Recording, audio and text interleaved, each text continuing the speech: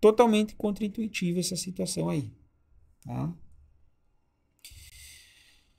Então, esse fenômeno ele é chamado de paradoxo de Braz, tá? Paradoxo de Braz, que é assim, tipo, você fala que você pensa que se você for gastar dinheiro construindo mais estrada, você vai melhorar o trânsito, mas às vezes você pode prejudicar, tá?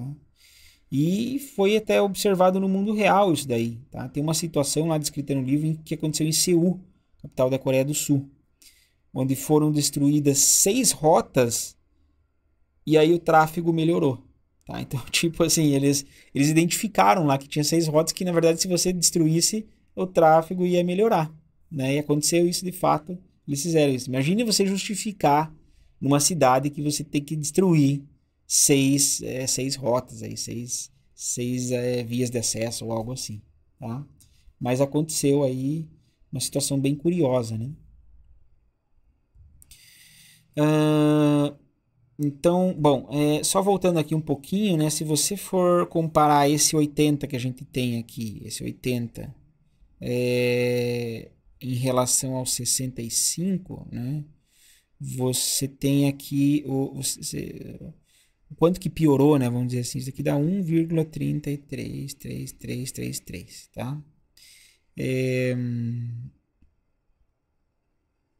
Na verdade, se for simplificando isso daqui vai dar 4 terços, tá? 4 terços. Mas que dá 1,333333. Né?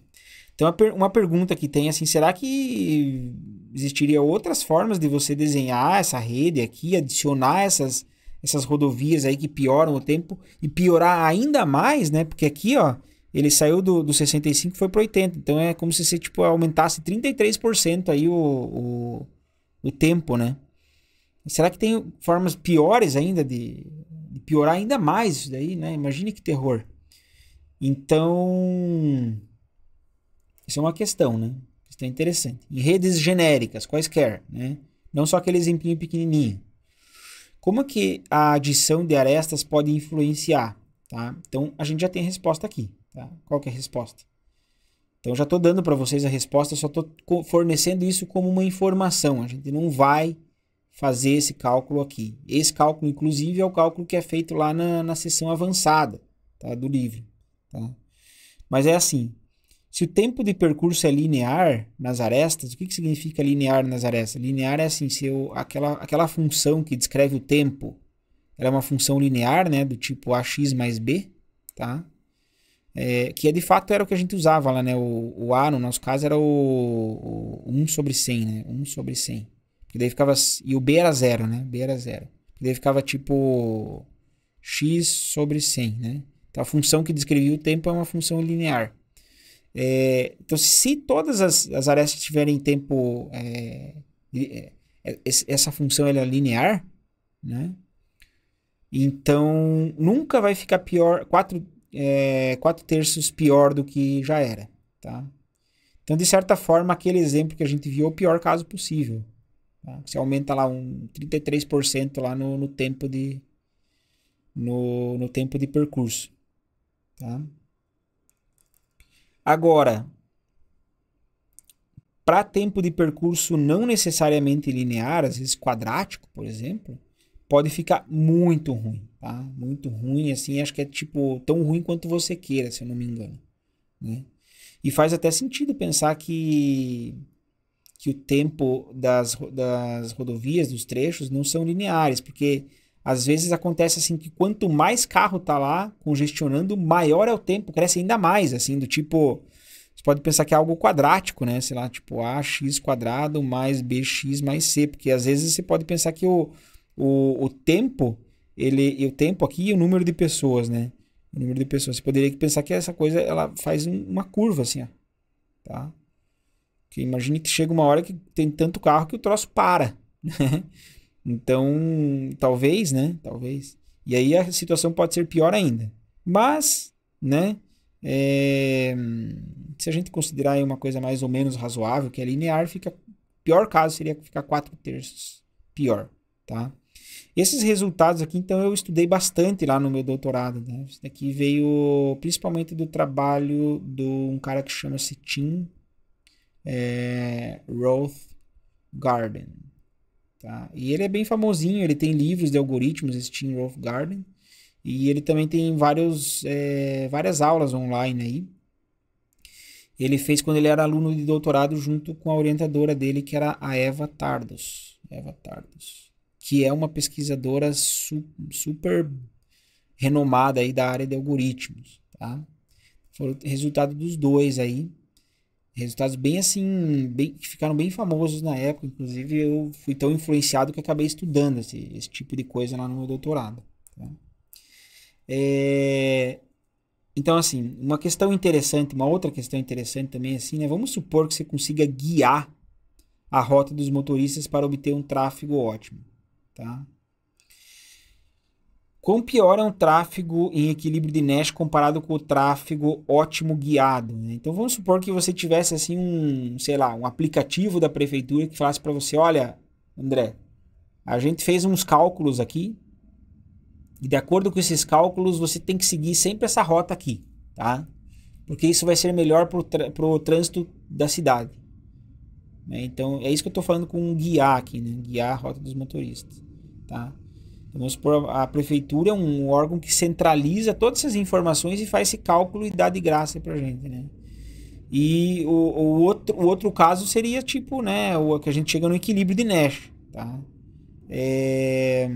Equilíbrio de Nash é cada um por si próprio, fazendo o tráfego que acha melhor e, né, o que acontece, tá? Então, isso daí, justamente a gente comentou no finalzinho da aula lá de teoria dos jogos, da última aula de teoria dos jogos, que era a questão de que, assim, nem sempre o equilíbrio de Nash é o que a gente chamou de ótimo social, né?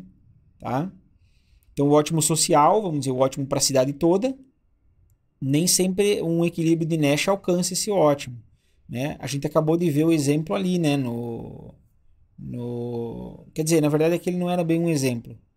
Na verdade poderia ser, tá? Porque vamos voltar só um pouquinho aqui, só para entender. Porque aqui, ó, o equilíbrio de Nash ele levaria 80 minutos. Mas se eu fosse a prefeitura e falasse, olha, metade dos fulanos vão por cima, metade dos fulanos vão por baixo. Então eu melhoraria, né? Tá? Então, beleza, deixa eu voltar aqui. Então, essa razão, né, a divisão entre o custo que você tem usando um equilíbrio de Nash dividido pelo custo de uma solução ótima, ou que a gente chamou lá naquela aula de ótimo social, isso é chamado, essa razão, né, essa divisão é chamada de preço da anarquia, tá? Legal esse nome, porque, e assim, isso daí ficou muito famoso, eu estudei bastante lá no meu doutorado, que é assim, qual que é o preço por você permitir a anarquia, né? Que é assim, tipo, anarquia o que é? Todo mundo, cada um por si, né? Então, teoria dos jogos, equilíbrio de Nash, tá? Então, qual que é o preço que você paga por permitir a anarquia? Nesse caso específico ali que a gente falou, dava 4/3, mas aí tem outras situações e as coisas mudam também, né? Preço da anarquia, tá?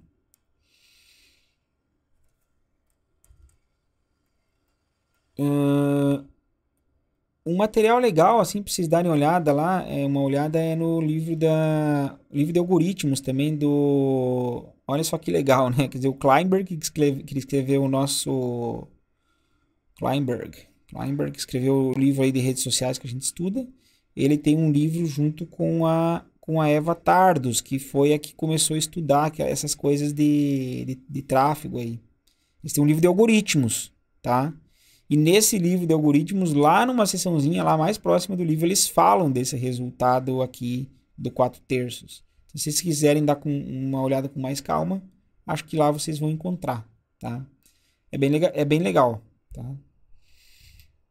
Uma outra questão que você pode tratar aqui, então só para ver como é que as coisas elas podem ir assim, você pode abrindo diversas questões aí, né? Então, ó, suponha que os jogadores começam em um estado qualquer, que não é do equilíbrio, né? Vamos supor que você construiu Brasília lá do dia para noite e de repente foi um monte de gente morar lá, né? Então as pessoas ainda não sabem exatamente para onde tem que ir e tal, então elas vão meio que se ajeitando com o tempo, tá? Então elas vão mudando para rotas melhores de tempos em tempos. Então, várias questões aqui, ó. Se cada se a cada passo somente um jogador decide, o equilíbrio é alcançado, né? Você fala, será, né? Quer dizer, os jogadores eles vão assim melhorando um pouquinho, cada um melhora, melhora, melhora. E será que a gente chega no equilíbrio? Ou será que às vezes a gente fica tipo ciclando assim, né, num ciclo, né? Às vezes é tipo, por exemplo, eu faço uma coisa, piora para um cara. E aí esse cara faz uma coisa em resposta ao que eu fiz, só que daí piora para mim, daí você fica sempre eternamente nessa questão de melhora para um, mas piora para outro, né? Assim por diante, tá? Então só você entender se você chega no equilíbrio já é uma questão aí interessante, tá? Se os próprios jogadores alcançam o equilíbrio, você teria que alguém falar para eles, ó, o equilíbrio é esse, né? Então, se sim, né, se eles alcançam o equilíbrio, quantos passos seriam necessários? Quantos passos de acordo com o número de jogadores, tá? Isso é legal, porque a gente que é da computação, a gente é especialista em contar o número de passos, né? Das coisas, de algoritmos. Isso a gente podia pensar que é um algoritmo, né? Isso daí. É uma sequência de passos, tá?